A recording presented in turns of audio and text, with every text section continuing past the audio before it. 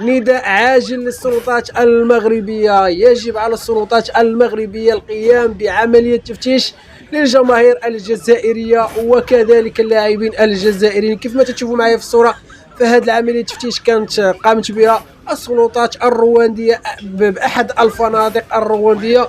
ولكن اخوتي المغرب، حتى حنا اخوتي المغاربه هنا خاصنا نقوموا بعمليه التفتيش.